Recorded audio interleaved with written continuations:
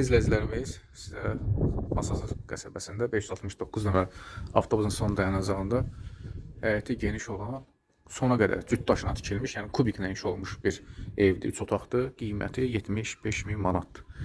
Həyətin 2 maşın, 3 maşın rahat keçir. Yerdən kürsülüdür, zirzəmisi var. Və keçək evin cıvılar şəhəti göstərəm. Bir daha vurgulayım, sona qədər cüt daşına tikilib, kubiklə inşa olunub. Yəni üst hissəsi kərpiç deyil. Fundamenti karkas betondur. Sənət də kubcadır.